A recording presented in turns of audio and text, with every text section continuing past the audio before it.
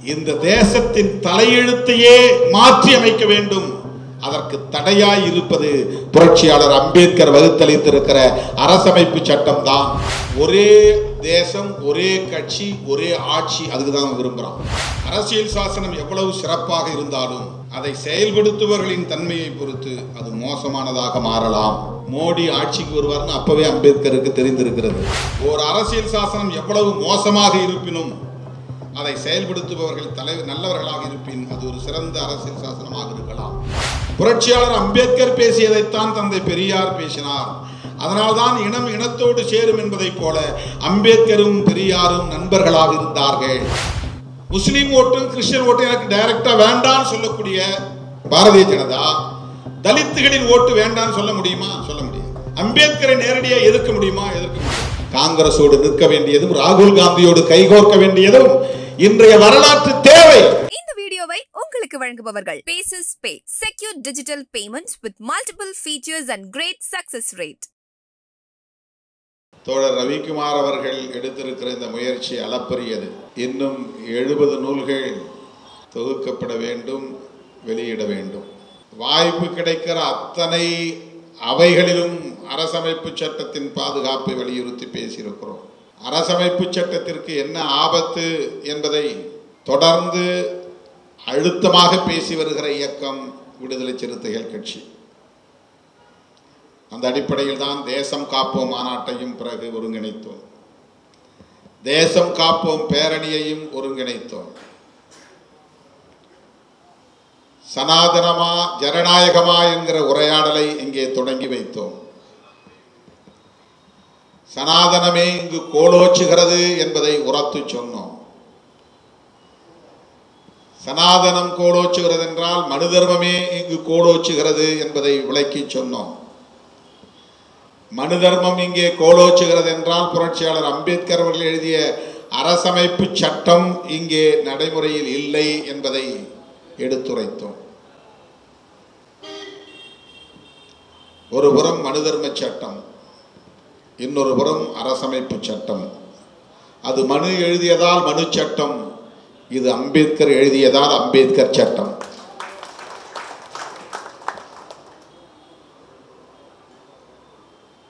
எவ்வளவு பெரிய ஒரு வாய்ப்பை காலம் உருவாக்கி தந்திருக்கிறது பாருங்கள். மனு தர்மத்திற்கு நேர் எதிரான ஒரு சட்டத்தை எழுதக்கூடிய வல்லமை அந்த மனு சட்டத்தால் மிகவும் பாதிக்கப்பட்ட ஒரு சமூக பிரிவில் இருந்து உருவான ஒரு தலைவனால் தான் முடியும் என்பதை காலம் தீர்மானித்திருக்கிறது. மனு சட்டத்தை வேறு எவரும் இந்த கோணத்திலே புரட்சியாளர் அம்பேத்கரின் பார்வையிலே அணுக முடியாது. அது பற்றிய அறிவு ஞானம் பலருக்கும் இருக்கலாம். மனு சட்டத்தின் நன்மை தீமைகளை பலரும் அறிந்திருக்கலாம். ஆனால் அந்த சட்டம் முற்றிலும் துடைத்தெறியப்பட வேண்டும்,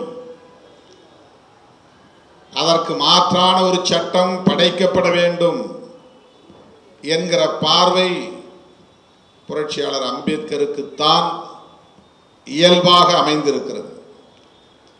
ஆகவே புரட்சியாளர் அம்பேத்கரின் கைகளில் இது வந்திருக்கிறது. அவர் அரசியல் நிர்ணய சபையில் உரையாற்றுகிற போது சொல்லியிருக்கிறார், நான் ஷெட்யூல் வகுப்பாரின் நலன்களை பாதுகாக்க வேண்டும் என்கிற ஒரு உந்துதலோடு தான் இந்த நிர்ணய சபையில் உறுப்பினராக விரும்பினேன். கான்ஸ்டிடியூட் அசம்பிளியில் மெம்பர் ஆகுவதற்கு நான் விரும்பியதற்கு காரணம், அங்கே போனால் உள்ளே வந்தால் ஷெட்யூல் காஸ்ட் ஷெட்யூல் டிரைப்ஸ் மக்களின் நலன்களை பாதுகாக்க முடியும் என்கிற நம்பிக்கையில் தான் வந்தேன். ஆனால் சற்றும் எதிர்பாராமல் என்னை வரைவு குழு உறுப்பினராக்கினீர்கள். நான் ஆச்சரியமடைந்தேன். Drafting committee member. அந்த கான்ஸ்டிடியூட் அசம்பிளியில் ஏராளமான உறுப்பினர்கள், அதில் டிராஃப்டிங் கமிட்டியை போடுறாங்க. அந்த டிராஃப்டிங் கமிட்டியில் பல உறுப்பினர்கள். அதிலே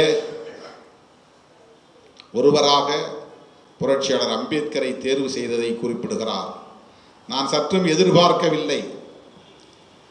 என்னை டிராஃப்டிங் கமிட்டியிலே, இந்த வரைவு குழுவிலே ஒரு உறுப்பினராக தேர்வு செய்வீர்கள் என்று நான் எதிர்பார்க்கவில்லை.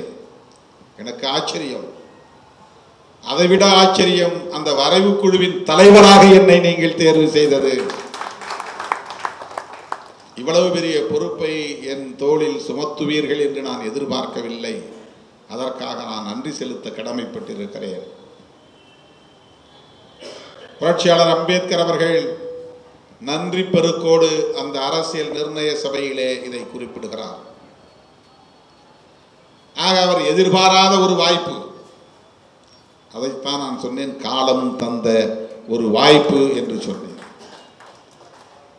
எல்லாவற்றையும் காலம் நேர் செய்துவிடும். பாதிக்கப்பட்டவர்கள் எப்போதும் பாதிக்கப்பட்டவர்களாக இருக்க மாட்டார்கள். ஒடுக்கப்பட்டவர்கள் ஒருபோதும் ஒடுக்கப்பட்டவர்களாக இருக்க மாட்டார்கள்.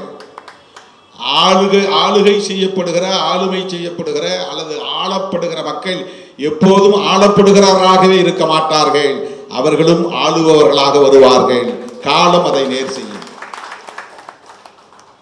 எப்போதும் ஆளப்படுபவர்களாகவே இருக்க மாட்டார்கள். அவர்களும் ஆளுபவர்களாக மாறுவார்கள். காலம் அதை நேர் செய்யும். மனுவால் எழுதப்பட்ட சட்டமே தொடர்ந்து இந்த மண்ணில் நீடிக்கும் என்று இருக்காது. அந்த சட்டம் ஒரு நாள் தூக்கி எறியப்படும். அதை காலம் நேர் செய்யும். புரட்சியாளர் அம்பேத்கரின் மூலம் அதை நேர் செய்கிறது. சகோதரத்துவத்தை பேசுகிறது. இஸ்லாமா பாய்னா சகோதரன் அர்த்தம். சகோதரத்துவத்தை பேசுகிறது. பௌத்தம், சமணம் எல்லாம் சகோதரத்துவத்தை பேசுகிறது, அன்பை போதிக்கிறது. ஆனால் இங்கே இந்து மதம் மட்டும் சகோதரத்துவத்தை ஏற்றுக்கொள்வதே இல்லை.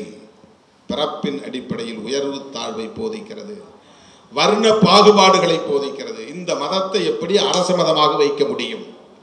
ஆகவே அரச மதமாக வைக்கவில்லை. எனவே கான்ஸ்டிடியூஷன் இயல்பாகவே மதசார்பின்மையை கொண்டிருக்கிறது. ஆனால் இப்படிப்பட்ட சில சக்திகள், மோடி, அமித்ஷா போன்றவர்கள் எதிர்காலத்தில் வருவார்கள்.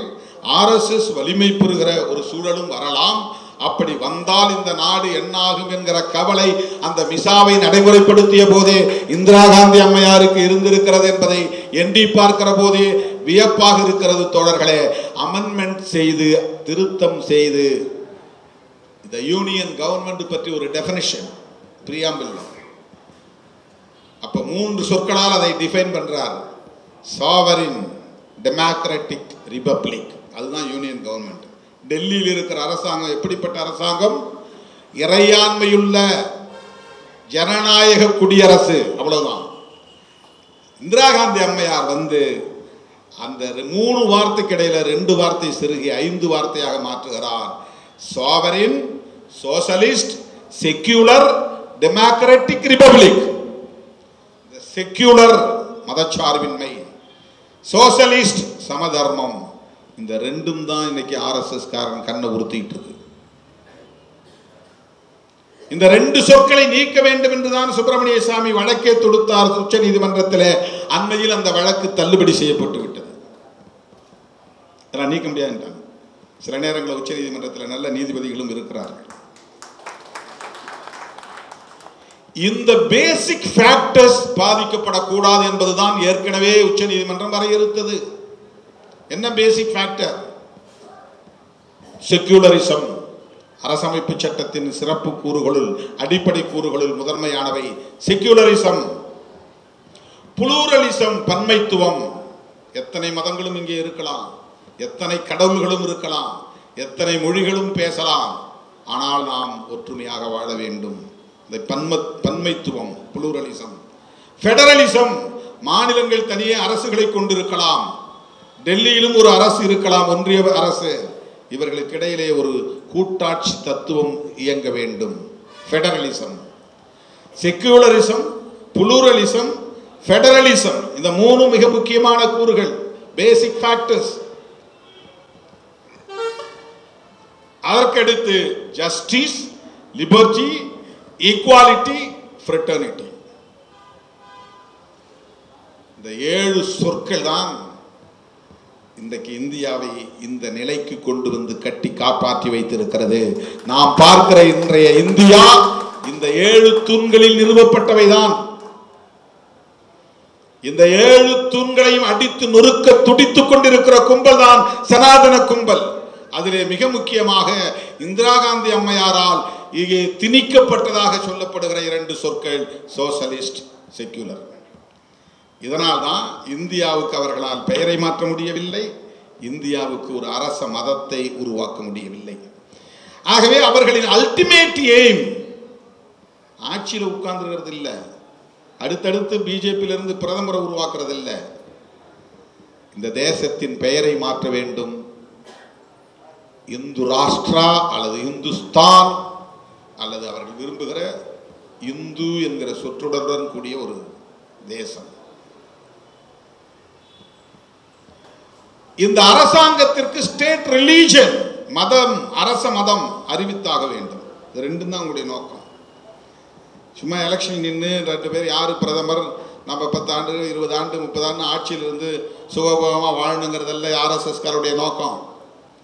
சராசரி அரசியல்வாதியாக நீங்கள் ஆர்எஸ்எஸ்ஸையும் பிஜேபியும் கருதிவிடக்கூடாது. அவன் மற்றதெல்லாம் வெறும் எலெக்ஷனில் 10 சீட்டு கிடைச்சா போதும் அல்லது ஆட்சிக்கு வந்தால் போதும் நினைக்கிறது வெறும் எலக்டோரல் பர்பஸ், அவ்வளோதான், தேர்தல் நோக்கம். அவர்களின் நோக்கம் தேர்தலில் அதிகாரத்தை சுவைப்பது மட்டுமல்ல, ஆட்சி அதிகாரத்தை சுவைப்பது மட்டுமல்ல, இந்த தேசத்தின் தலையெழுத்தையே மாற்றி அமைக்க வேண்டும். அதற்கு தடையாய் இருப்பது புரட்சியாளர் அம்பேத்கர் வகுத்தளித்திருக்கிற அரசமைப்பு சட்டம் தான். அந்த அரசமைப்பு சட்டத்தின் கோட்பாடு தான், அந்த கோட்பாடுகள் தான் செக்யூலரிசம், சோசலிசம், புளூரலிசம், ஃபெடரலிசம். இதுதான் மிக முக்கியமானது. இதை திருத்தணும். அதுக்கு இன்னும் அவங்களுக்கு போதிய ஆதரவு நிலை இல்லை. என்னன்னா ராஜ்யசபான்னு ஒன்று இருக்கு இடையில. ராஜ்யசபாவில் அவனுக்கு எனஃப் நம்பர் கிடைக்கிறது இல்லை. ஏன்னா அங்கங்கே பிஜேபி அல்லாத கட்சிகளும் ஆட்சிக்கு வராங்க. இப்போ இங்கே திமுக, கேரளாவில் கம்யூனிஸ்டுகள், இடதுசாரிகள், வெஸ்ட் பெங்காலில் மம்தா பானர்ஜி, தெலுங்கானாவில் காங்கிரஸ், கர்நாடகாவில் காங்கிரஸ். இங்கெல்லாம் மாநிலங்களவை உறுப்பினர்கள் எதிர்கட்சிகளுடைய உறுப்பினர்கள் வந்துடுறாங்க. எதிர்கட்சியுடைய உறுப்பினர்கள் வரும்போது அவங்களுக்கு தனி பெரும்பான்மையோடு எந்த சட்ட மசோதாவும் நிறைவேற்ற முடியாது. இப்போ கான்ஸ்டிடியூஷனில் கை வைக்கிறதுக்கு அவங்களுக்கு அச்சம். 2 அவையிலையும் உங்களுக்கு அப்ரூவல் வரணும், அதுவும் 2/3 மெஜாரிட்டி வரணும். கான்ஸ்டிடியூஷனில் கை வச்சாக்க 3ல் 2 பங்கு ஆதரவு இருக்கணும். ரொம்ப கடினமானது. இந்த மாதிரி சிக்கல் இருப்பதனால் ஒரே தேசம், ஒரே கட்சி, ஒரே ஆட்சி, அதுக்கு தான் விரும்புகிறோம். இந்தியா முழுக்க வெவ்வேறு மாநில கட்சியில் இருக்கிறதுனால தானே நம்ம ஆட்சிக்கு வர முடியல. இந்தியா முழுக்க ஒரே கட்சி, ஒரே ஆட்சி. இதையெல்லாம் கொண்டு வருவது அவர்களின் அல்டிமேட் எய்ம். அதற்கு தடையாய் இருப்பது கான்ஸ்டிடியூஷன். இதை தூக்கி எறிய வேண்டியதுதான் அவர்களது இறுதி இலக்கு. இதுதான் ஆர்எஸ்எஸ் நோக்கம், இதுதான் சங் பரிவார் அமைப்புகளின் நோக்கம், அந்த ஆர்எஸ்எஸ் அரசியல் பிரிவாக இருக்கிற பிஜேபியின் நோக்கம். இதைத்தான் இன்னைக்கு ராகுல் காந்தி புரிந்து கொண்டு போகிற இடமெல்லாம் அரசமைப்பு சட்டத்தை உயர்த்தி பிடிக்கிறார்.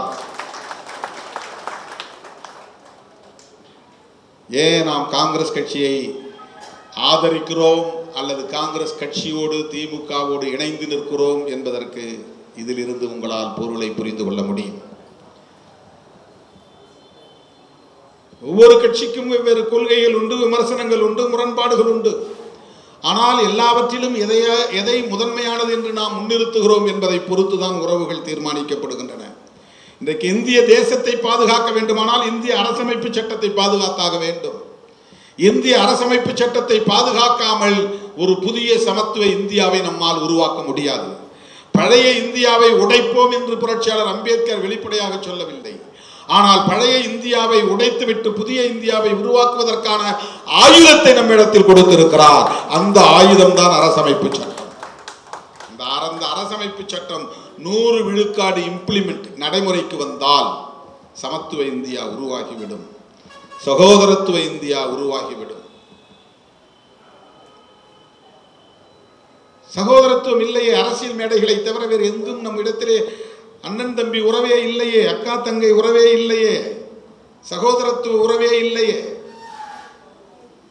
இன்றைக்கு உத்தரப்பிரதேசத்திலே 4 இஸ்லாமியர்கள் சுட்டு படுகொலை.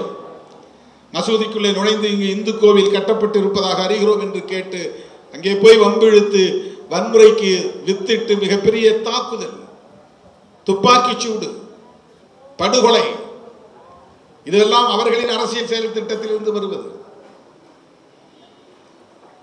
இந்து பெரும்பான்மைவாதத்தை மீண்டும் மீண்டும் உயர்த்தி பிடிப்பது, சிறுபான்மை மக்களை எப்போதும் அச்சுறுத்தி அச்சத்திலேயே, பயத்திலேயே, பீதியிலேயே வைத்திருப்பது. முதல் உரையில புரட்சியாளர் அம்பேத்கர் பேசுகிறார். 1946 இப்போது உட்கார்ந்து படித்தேன். டிசம்பர் மாதம் 9ஆம் தேதியோ 10ஆம் தேதியோ கூடிய அவையில் திடீரென்று அவரை அழைத்து பேச வைக்கிறார்கள். நாளை மறுநாள் தான் என்னை அழைப்பீர்கள் என்று நான் கருதி இருந்தேன். திடீரென்று என்னை அழைத்து விட்டீர்கள். எந்த தயாரிப்பும் இல்லாமல் நான் வந்திருக்கிறேன். 10 நிமிடத்தில் முடிக்க சொல்லி இருக்கிறீர்கள். இருந்தாலும் இந்த வாய்ப்பை பயன்படுத்தி சில தகவல்களை நான் உங்களிடத்தில் பேச விரும்புகிறேன் என்று பேசும்போது சொல்லுகிறார், அப்போது முஸ்லீம் லீக் அங்கே வரவில்லை, அவர்களை தவிர்த்து இந்த அரசியல் நிர்ணய சபை கூடியிருக்கிறது, அவர்களை தவிர்த்து விட்டு நீங்கள் அரசமைப்பு சட்டத்தை எழுதப் போவதற்கான ஒரு தீர்மானத்தை கொண்டு வந்திருக்கிறீர்கள், இது நல்லதல்ல, அவர்களையும் இணைத்து கொள்ள வேண்டும், இல்லையே நாடு பல்வேறு பிரச்சனைகளை சந்திக்கும் என்பதை அவர் தொடக்கத்திலேயே சொல்லிவிட்டு அவர் சொல்லுகிறார், ஒருவருக்கு அதிகாரத்தை வழங்குவது எளிது, ஆனால் ஞானத்தை வழங்குவதுதான் கடினம்.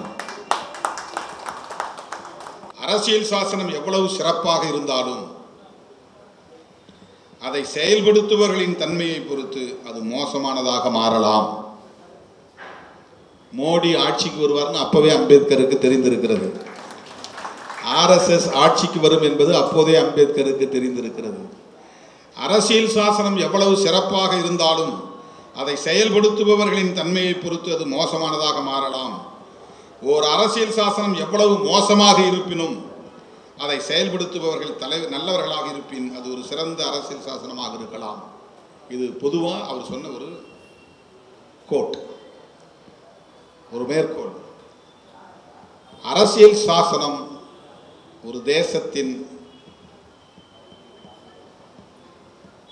ஆன்மாவை போன்றது, உயிர் மூச்சை போன்றது. ஆன்மானா உயிர் மூச்சு. ஒரு தேசத்தின் இறையாண்மைக்கான ஒரு உயிர் மூச்சு அது. சாவரின்டி அப்படிங்கிறது தான் இறையாண்மை. அப்படிப்பட்ட இந்த அரசியலமைப்பு சட்டத்தை அவர் விமர்சித்தும் பேசியிருப்பதை எல்லோரும் பேசுகிறோம். அதைத்தான் தோழர் ரவிக்குமார் அவர்கள் இங்கே பேசும்போது சொன்னார். அம்பேத்கரே அரசமைப்பு சட்டத்தை எரிக்கிறேன்னு சொன்னார், எரிக்கிற முதலாளாக இருப்பேன்னு சொன்னார் அப்படின்னு அவர் சொன்னதுக்கு என்ன காரணம்னா, இந்த சட்டம் நாம் நினைத்ததை நிறைவேற்றாமல் போனால் என்னாவது ஒன்று. அதைவிட அரசமைப்பு சட்டம் என்கிற ஒரு கோவிலை கட்டி வைத்திருக்கிறோம்.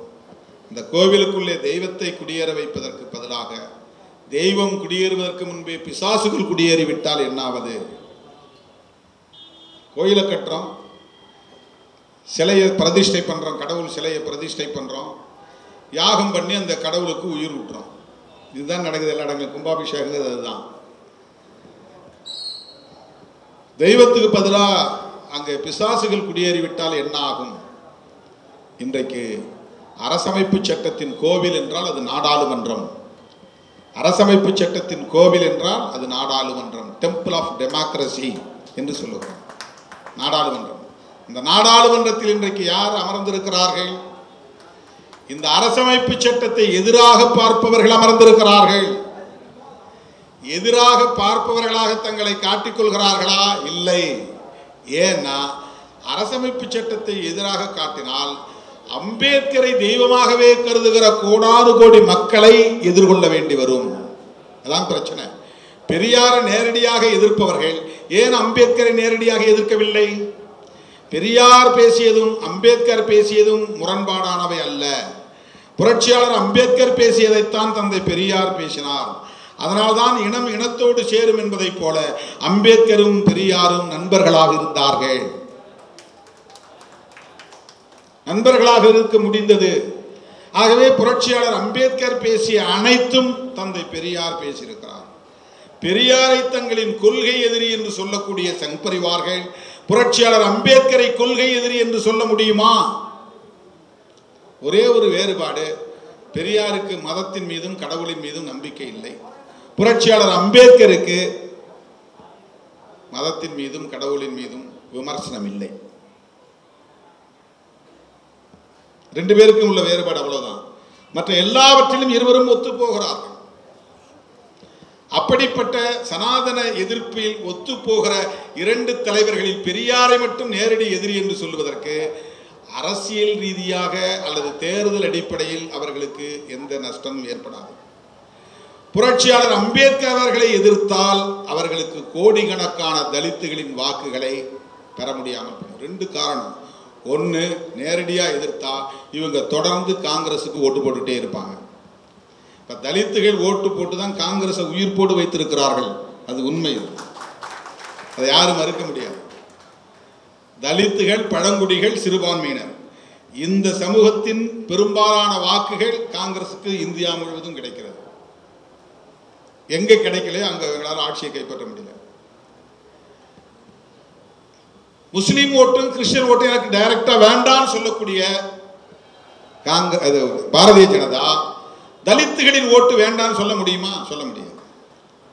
அம்பேத்கரை நேரடியாக எதிர்க்க முடியுமா? எதிர்க்க முடியாது. அதனால தான் போய் காலத்தொட்டு கும்புறது, கான்ஸ்டிடியூஷனை கும்புறது. அம்பேத்கரை பெரியாரையாவது எதிர்த்து நிறுத்துகிறார்கள், அம்பேத்கரை அப்படியே விழுங்க பார்க்கிறார்கள். அதான் ரொம்ப ஆபத்து. எங்க தலைவருங்கிறான், இந்துத்துவ தலைவருங்கிறான். அது 100 விழுக்காடு திரிபுவாதம். அம்பேத்கரை விழுங்கி சிரிக்க பார்க்கிறார்கள். அதுதான் ஆபத்து. ஜெய் பீம் என்கிறார்கள். அதுதான் ஆபத்து. பிஜேபி காரர்களும் ஆர்எஸ்எஸ் காரர்களும் அம்பேத்கர் ஜெயந்தியை கொண்டாடுகிறார்கள். அதுதான் ஆபத்து. அம்பேத்கர் ஜெயந்தியை கொண்டாடுறதுனால பிஜேபி காரர்களா போய் நின்ற முடியுமா?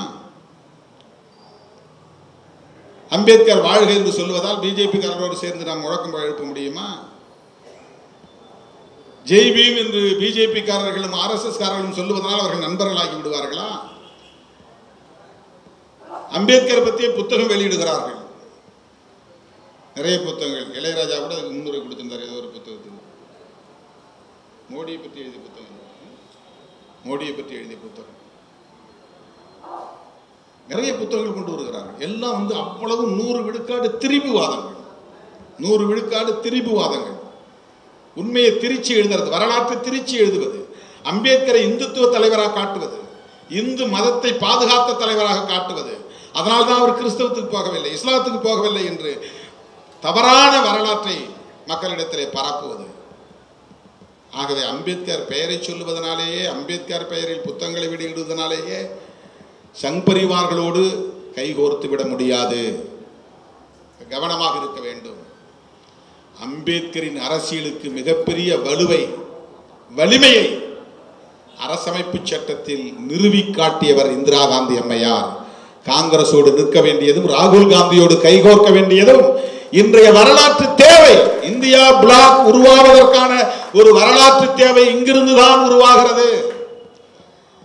அவரால் தான் இன்றைக்கு கான்ஸ்டிடியூஷன் என்பது இந்தியா முழுவதும் சாதாரண குடிமகனும் இன்றைக்கு கையில் எடுத்திருக்கிறான். திருமாவளவன் சொன்ன போது இது இந்தியா முழுவதும் போகவில்லை, ராகுல் காந்தி உயர்த்தி பிடித்ததும் இன்றைக்கு அத்தனை பேரும் கான்ஸ்டிடியூஷனுக்கான முக்கியத்துவத்தை உணர்ந்திருக்கிறார்கள்.